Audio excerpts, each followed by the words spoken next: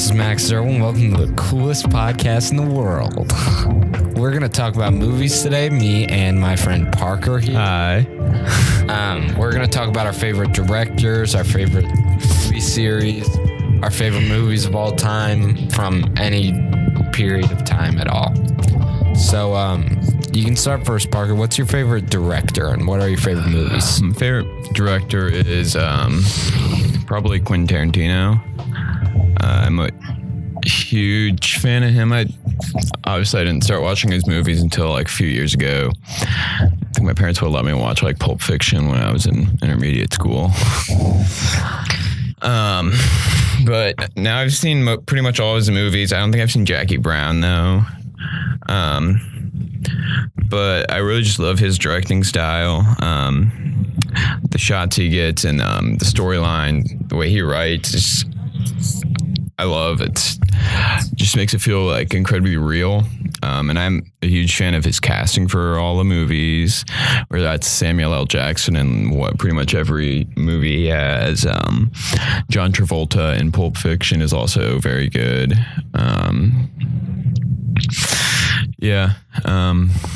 What's some other stuff I'd say about him? I know you got anything to say, Max?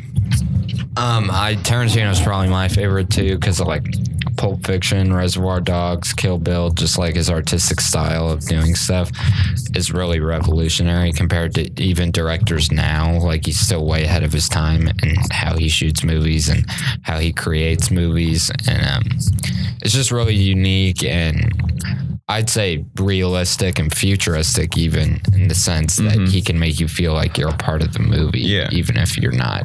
And one thing about Pulp Fiction that I really like is like the intertwining storylines. Like how at the beginning you're in that diner and those people are robbing it.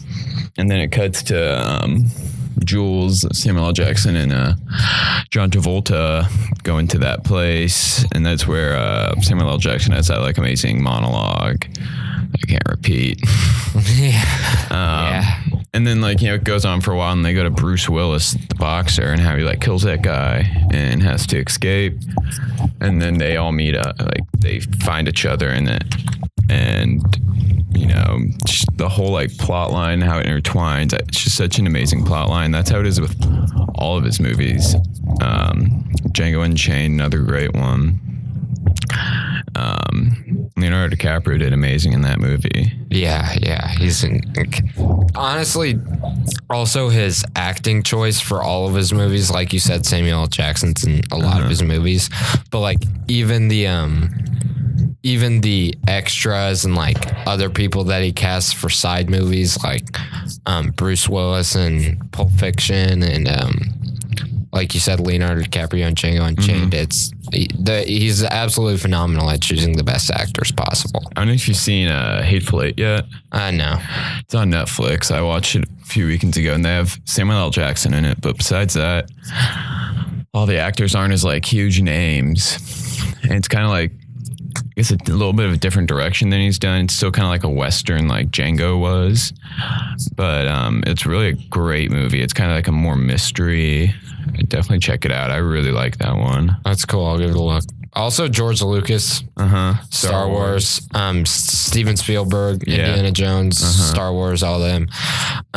Star Wars was my childhood. Yeah, basically. I love Star Wars. Yeah, growing up, like always. I've watched all 6 multiple times, and then I've seen the 7th and the new one like a lot recently. Yeah, like when I was younger, like me and my brother and neighbors would always have like fake lightsaber fights with like plastic lightsabers. Yeah, those were my favorites. Like it was like a huge part of our childhood. And what the new one premieres on December 15th. Yeah, December 14th. 15th. I'm gonna go. My brother got me tickets to see it on the premiere at Flix, so I'm really excited for that. Yeah, that'll be cool. I'm really excited to see where they go with episode 8, and just the fact that it's such an evolving series. And even though it was already the effects were very futuristic of its time when it first released in 1977. I think that even now it's still way ahead of anything anybody's ever made. comparatively with effects and with animations and stuff like that. One thing I'm really excited for in the next one, the Han Solo based one, is Donald Glover or Childish Gambino, whatever you want to call him, is playing young Lando Calrissian in it, which will be really cool. That's really exciting. Yeah. I actually didn't know that until now. I'm really excited.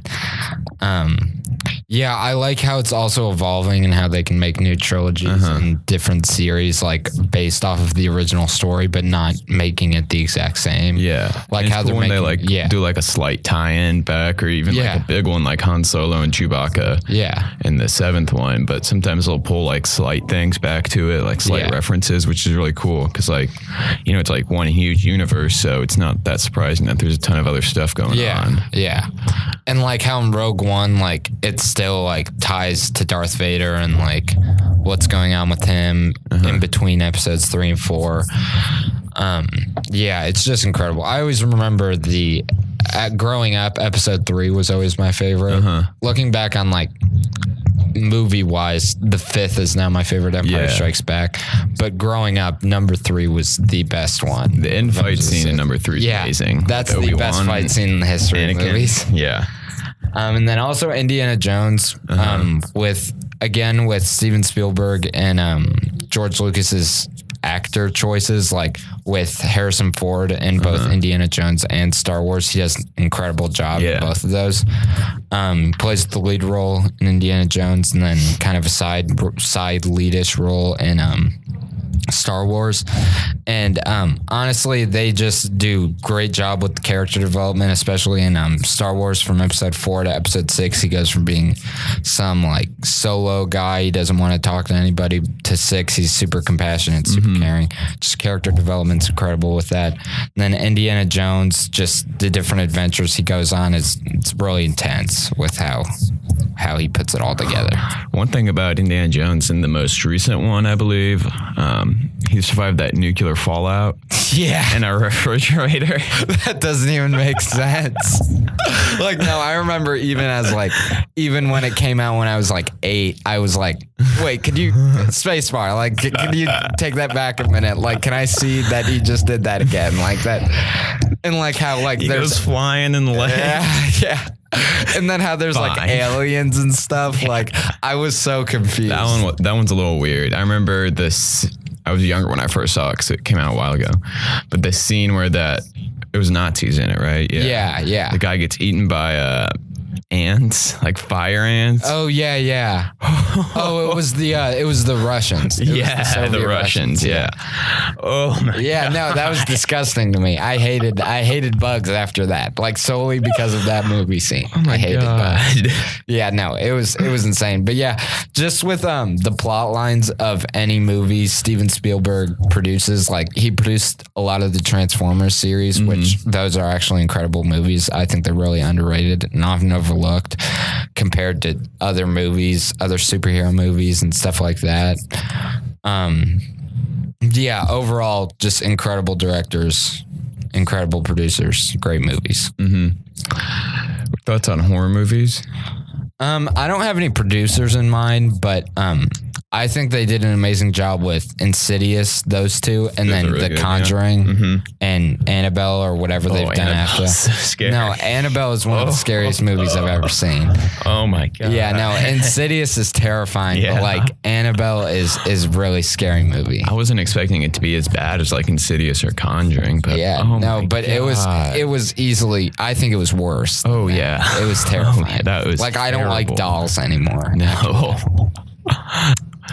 We'll be right back after this break. And now we're back from the break. If you're just now joining us, this is the coolest podcast in the world with me and my friend Parker here. And we've been talking about movies so far. We've gone through Quentin Tarantino and his many movies of the 90s and early 2000s and stuff like that. We've talked about Steven Spielberg and George Lucas with their contributions to Star Wars and Indiana Jones, yeah. And then we talked briefly about horror movies, but couldn't think about any notable directors. But we can move on to Stan Lee and his incredible Marvel movies. The whole Marvel How many? universe. Yeah, the whole universe. Who's your favorite Marvel superhero, Parker? Oh, we talking like all of them or like Avengers? All of them. Or maybe just Avengers, if that makes it easier. Just Avengers, probably Captain America. Captain But if it's America. all of them, Daredevil, definitely. Yeah, Daredevil. I would probably say Daredevil is up there as one of my favorites for overall, but Iron Man is my favorite out of the Avengers just because, like, he doesn't even have superpowers and just, like... I think his solo movies are the best, too. Oh, yeah, Iron Man 1, 2, and 3 are amazing movies. I love them. Captain America ones are really good, too. And so are the Thor ones. I guess they're all pretty good. Yeah, they're all of the solo movies. There's not really any recent Hulk ones, are there? No, I think they're all before 2012. And I don't remember any of them being like super good. Yeah, no. The Hulk ones weren't great, but like they're about to come out with a Black Panther one, which is going to be, I think it's going to be really good. And the guy who plays Panther is really good. He was in the Civil War movie, if you haven't seen that. Yeah. Also, Stan Lee, I think it's honestly iconic how he appears in every single one of his movies. Whether it's as an army general, as a FedEx driver, like whatever it is. He's like sitting in a restaurant, I think. Yeah. Or he's like, there's one where he's like a photographer. In Captain America, in the first Avengers, he's some general. Yeah. And then in the new Civil War movie, he's some FedEx driver to Tony Stark's house. And like, just like, I think it's amazing how he somehow fits a role in, even though he's like 85. Yeah, I always miss it at first, and I have to like do a double take. I'm like, oh wait, it's Stan Lee. There it is. Oh yeah, in that new Star Wars one, he's like one of the angry neighbors because he like pops his head out of the window. He's like, "That's his car. What are you doing?" And like, he's just all around funny guy, great director. Also similar to the other directors, amazing actor. Choice for what he's done. He's got like Chris Hemsworth as Thor. Like that was the perfect build up for him. Like perfect face, everything I would assume Thor would be. Robert Downey Jr. looks exactly like the comics. Chris Evans has that perfect like sleek face that's like perfect for Captain America. You know what I'm saying? Yeah, he's an absolutely incredible director, and I was kind of sad when Disney bought them out, but happy to hear that he's still going to be contributing. They haven't really to dropped down in quality though. Yeah, no, they're still amazing movies. I'm worried about is Daredevil, because that is not a child appropriate movie, and I feel like Disney's not going to like that. The first Daredevil was really good though. Yeah, I it was did so like that good. movie. Yeah, that was a good movie. I think we watched that together. Yeah, probably. I've seen it before. Like I watched it as a kid a lot. Have you seen the new Thor? There's a new one that just came out, wasn't there? I've only seen the first one, I I think. think a new one just came out. Yeah, I think so too. Doctor Strange, also an incredible movie. Oh, That's yeah. a really, really good movie. It's really trippy and psychedelic. And I just like the different ways of fashion that they go with their movies. There's a new one in the theater right now, new Thor. Oh, yeah, I'll check that out. So. Yeah, because I didn't even see like Age of Ultron or whatever that was. So, yeah, I didn't see that one. But also just the different avenues they take with the movies. Like with like Iron Man, it's like high tech, futuristic. With Doctor Strange, it's like trippy and like magic. Yeah, magic. Like Thor, it's like ancient gods and stuff like that. Just like the different ways they can go the with World it. War It's II cool. approach, or like more historic approach they take with Captain America. Yeah. It's absolutely incredible. Even in Civil Wars, that's one where he fights the Winter Soldier, right? Yeah. Even though it was like that was in current time, wasn't it? Yeah, But it's still more like historic. Than yeah, the it's others, still I talked guess. about. They still went to like Russia and stuff like that. And also then like there's like this secret agent look to it, like Black Widow and Hawkeye. And just there's so many different avenues that they bring the superheroes together with. For DC, I think it's all capes and stuff like that. Yeah, it's very I definitely like Marvel generalized. more than DC. DC's definitely like more dark, grim. Yeah, DC's more dark and more like centralized to the superhero look, like the typical superhero. Yeah. But I think Marvel does a great job of like branching out to different types of films and stuff like that. Guardians of the Galaxy. Guardians of the Really Galaxy good. is one So of the good. best Marvel movies. 1 and 2. I was think really 2 might scared. be like a close to little being better. A little bit better, Yeah. because I was worried about 2, honestly. Like, I thought it wasn't going to be good. But once I got into theaters to see it, that was an incredible movie. I love Chris Pratt and what he does in that movie. Yeah. One thing about the second, or both of them, is the soundtracks they make just fit them so perfectly. Very perfectly. And add like a whole nother mood to it. Yeah, the alternative classic rock type of music that they play in the back a lot and play over his Walkman or whatever he had. It's just absolutely incredible. And a lot of the soundtracks in general for Marvel movies are really good. Yeah. Like the newest Spider-Man Homecoming, that was an incredible soundtrack. Iron Man always has great music in it. Yeah. It's great what they do with those films. That was one cool thing about the most recent, it was Captain America Civil War, wasn't it? Where Spider-Man was in it. Yeah. Like Iron Man when he got Spider-Man. Yeah. That one was really good. Yeah, I like how they like tie him in too. Like, even though there are movies where they're all supposed to be in it, like how like in Civil War it was mainly Captain America and Iron Man, they still like tied in Spider-Man, and tied in Black Widow and stuff like that. It's just really good how they mix it up.